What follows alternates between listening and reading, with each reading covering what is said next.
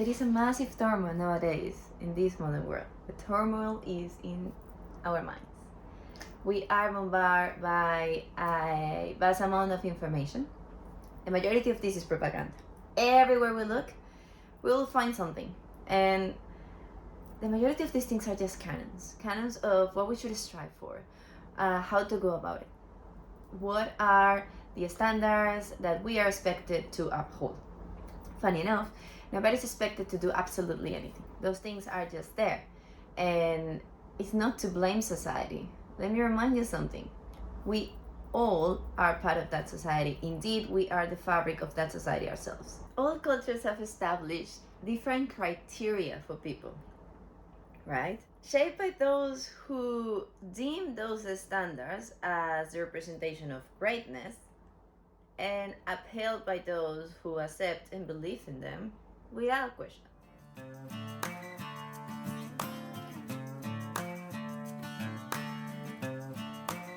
Anyone who has different criteria than what is considered normal can be subject to violent attacks. This is embedded in history. Plenty of examples. Conflict often arises from different opinions, whether on a global scale or in everyday interactions. These disagreements can sometimes escalate into anger or even physical confrontations.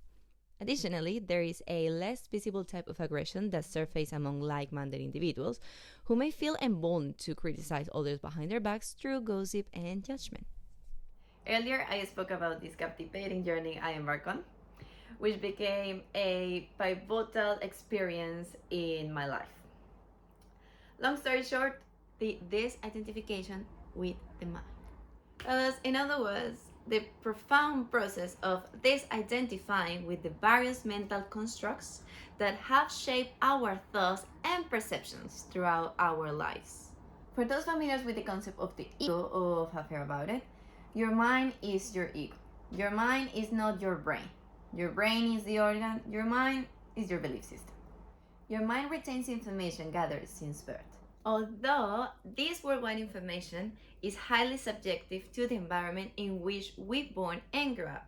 In the words of Robert Sapolsky, different type of childhoods create different type of adults. And then there we are, we start discovering how to move, walk, talk according to the behavior of those ones around us in our early ages. We soon begin to imitate instinctively what we see, picking up on the cues and actions of those around us. So let me ask you this. Did your parents restrict you from doing things because they believe you were incapable?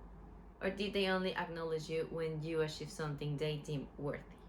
Are you currently struggling with self-confidence? Or do you find yourself leaning more towards the extreme of perfectionism? Which is pretty much the same. Brené Brown provides an insightful explanation on her book Daring Greatly, in where she discusses how these internal conflicts that might seem quite different, like self-confidence and perfectionism, share a common core of shame. Carl Jung, on the other hand, introduced the concept of persona, which refers to this false identity we create in order to fit into a group. The term is derived from the Latin word persona, meaning mask. If you have a scaffold with feelings of shame throughout your life regarding your true self, it's not uncommon to adjust your behavior and personality to align with the expectations of others. The risk is, by doing so, you are beginning to lose touch with your own desires and authenticity. This transformation can lead to a deep internal conflict between who you are and who you project to the world. Early experiences are critical in shaping our self-concept and worldview. At an early age, we need guidance before learning how to live in the world on our own. The formative years, particularly the first 25 years of life, are pivotal in establishing how we perceive ourselves and our place in the world. Consider this period as a sponge-like phase where you absorb various environmental influences. This includes lessons about right and wrong, societal norms, and personal experiences that range from emotional repression to openness and expression. The circumstances of our upbringing profoundly influence our identities. Elements include parents' influence, where we were born, our early relationships dynamics, socioeconomic factors, family structure, whether divided or extended, practices of mindful or unconscious parenting, cultural background, toxic stress, and any other factor outside our conscious control. During this time, it's common for us to come across many external ideas and influences that might not be entirely beneficial or accurate. As we navigate this influx of information, we often find ourselves absorbing these notions, significantly shaping our belief systems. Over time, these beliefs can become ingrained, impacting our perceptions, decisions, and interactions with the world around us. We discover the significance of sharing our thoughts and feelings as we develop our trust in ourselves and others. This process involves understanding when it is appropriate to express our innermost feelings and when it might be better to hold back. Often we face societal pressures that label certain emotions or thoughts as wrong, leading us to repress them instead of addressing them openly. Every interaction and experience we have is part of the fabric that shapes who we are and how we understand ourselves. If you notice that you're falling into the same negative patterns or reacting the same way often, it might be helpful to reflect on the echoes of those early years. There may be an answer that explains what has influenced your choices throughout your life and affect your relationship with others. How many times have we chosen quick fixes over confronting the root cause of the problem? I have a lot of things going on right now, so I don't have time to think about this. If we navigate through life in the same way repeatedly, our brain will tend to find solutions in the same places through the same methods, preventing those triggers from changing. What are the triggers I'm referring to? The type of unkind thoughts you had about something or someone, including yourself. The emotions that are simmering inside you but that you prefer to conceal behind a mask. The type of negative feelings that can lead you to act or respond in ways you later regret. This is when the concept of choice comes into play. When we respond differently to familiar situations, we are creating new neural connections, altering our neuroplasticity. This allows our brain to recognize established patterns and adapt them. The more we practice those new responses, the stronger those connections become, eventually turning into our default reactions. I'm just another human being who has navigated through the waves of uncertainty and distress in life. There have been countless moments when I've doubt whether I'm on the correct path, and usually this feels like being lost in a whirlwind of doubt about my own abilities and choices. There have been few books and coaches that actually have helped me in this process.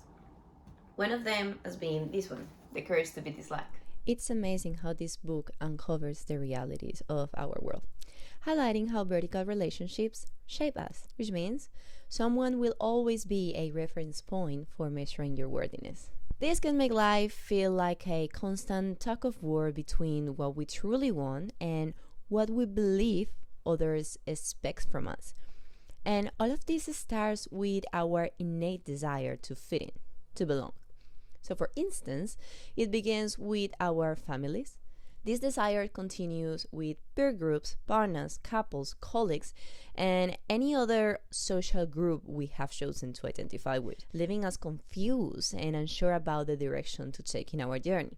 When we allow our worth to be determined by someone else's standards, we'll be adapting with no choice to other people's yardstick and putting the brakes on our own freedom. But this only distances us from our genuine authenticity and diminishes our self-worth. Much of our confusion has always originated from this. The rest we experience is part of the same thread.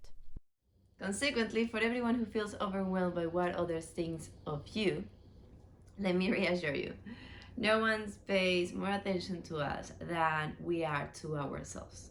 The person you think is so focused on you is likely caught up in their own thoughts just as you are. Our focus on our thoughts often far exceeds what others notice. As it was mentioned before, our early experiences undoubtedly shape who we are today.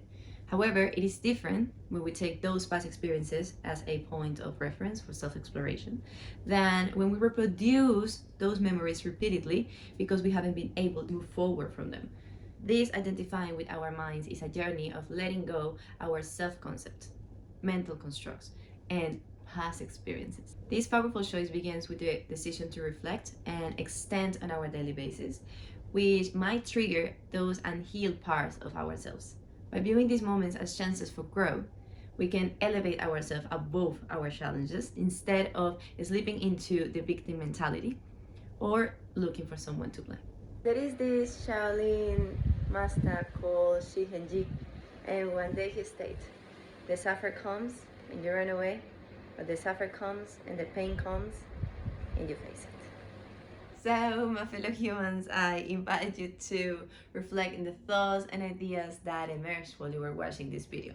I understand that our mind might often drift us towards others on these reflections, wondering why someone else acting the way they do. However, I want to ask you something. How can we gain clarity about someone else if we haven't first taken the time to understand ourselves? I also want to encourage you to be committed with your choices regardless of the outcome and embrace whatever the result might be. If the result is what you were expecting, great. If the result is completely different, great. Embrace every opportunity to learn. Dive in without a second thought and concentrate on finding solutions instead of getting lost in the problems. The greatest versions of ourselves emerge from the most demanding challenges we faced. You know that. You have shown outstanding courage by standing firm in your decisions. Every experience is not just a step for growth, it's an essential stepping stone on your path to greatness.